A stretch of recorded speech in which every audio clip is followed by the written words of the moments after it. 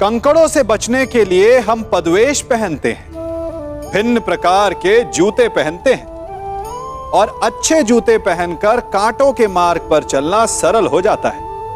परंतु जब ये कंकड़, जब ये कांटे हमारे जूतों में होते हैं तो सरल मार्ग पर चलना भी कठिन हो जाता है। ठीक इसी प्रकार ये कंकड़, ये कांटे हमारे मन में होते हैं। ये कंकड़, ये कांटे होते हैं हमारा अतीत, जिसके भय के कारण हम उसे वर्तमान में स्वीकारना नहीं चाहते। कदाचित इसीलिए हमारे अतीत को भूत कहा गया है, क्योंकि एक भूत की भांति हमारा अतीत हमारा पीछा नहीं छोड़ता। इसलिए अपने अतीत के भयावह घटनाओं से भागे नहीं, उसे स्वीकारें। विश्वास कीजिए, आपका जीवन सरल हो जाएगा। कभी किसी पक्षी को घोंसले की नींव बनाते देखा है? अथक परिश्रम करके तिनका तिनका बिटोर कर वो पक्षी अपना घोंसला बनाता है, अपनी संतान के लिए एक सुरक्षित घर बनाता है। और फिर कहीं से तीव्र आंधी आती है, भारी वर्षा होती है और उसका घोंसला तिनका तिनका करके बिखर जाता है। फिर वो पक्षी क्या करता है? वो रोता नहीं, ना ही विलाप करता है।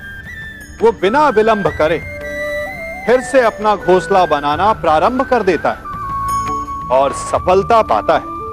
फिर हम क्यों छोटी छोटी असफलता से भयभीत होकर परिश्रम करना छोड़ देते हैं? एक बात सदा स्मरण रखिएगा, हर वृक्ष कुल्हाड़ी की एक मार से नीचे नहीं गिरता, हर चट्टान घन के एक प्रहार से नहीं टूटती। सफलता पाने के लिए अनावरत परिश्रम करना ही मात्र एक मार्ग है।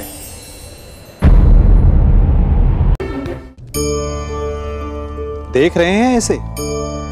ये रेत है। कहा जाता है कि इसे आप मुट्ठी में बंद करके नहीं रख सकते। क्यों? क्या इसका स्वभाव ही ऐसा है, या हमारे हाथों में इतनी सक्षम शक्ति नहीं कि इसे मुट्ठी में बंद करके रख सके? क्यों? क्या इसका स्वभाव ही ऐसा है, या हमारे हाथों में इतनी सक्षम शक्ति नहीं कि इसे मुट्ठी में बंद करके रख सके? या फिर इसका स्वरूप ही ऐसा है कि ये फिसल ही जाएगी?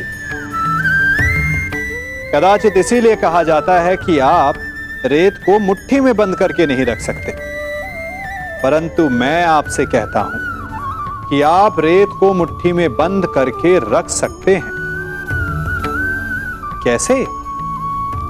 इसका उत्तर है, यदि आपके हाथों में पसीना हो तो आप रेत को अपनी मुट्ठी में जकड़ सकते हो।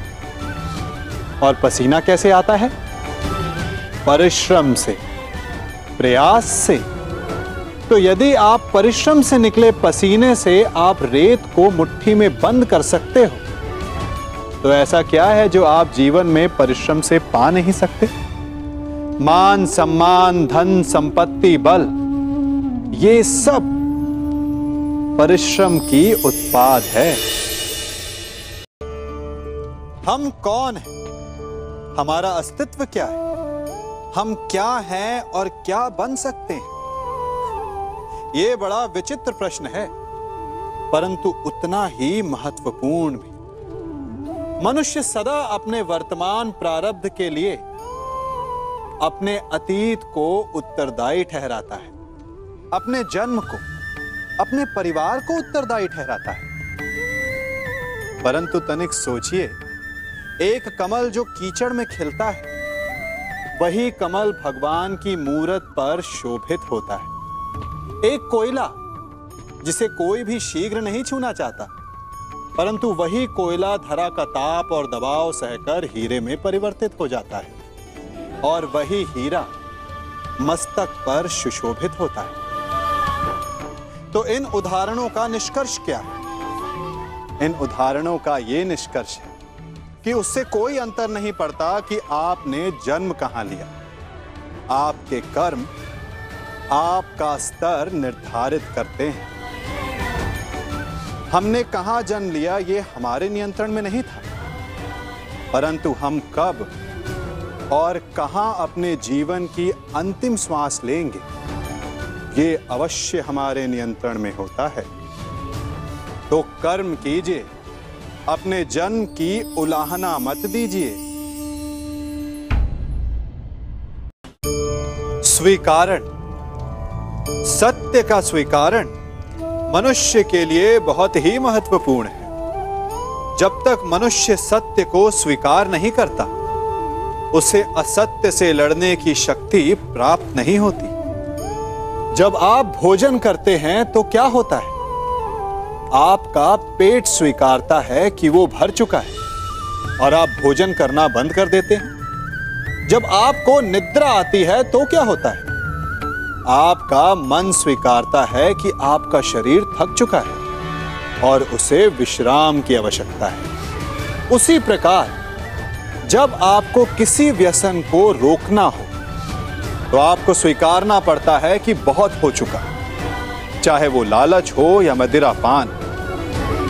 उस व्यसन का त्यागना तभी प्रारंभ होता है जब आप ये स्वीकार कर लेते हैं कि आप उस व्यसन के बंधक हैं।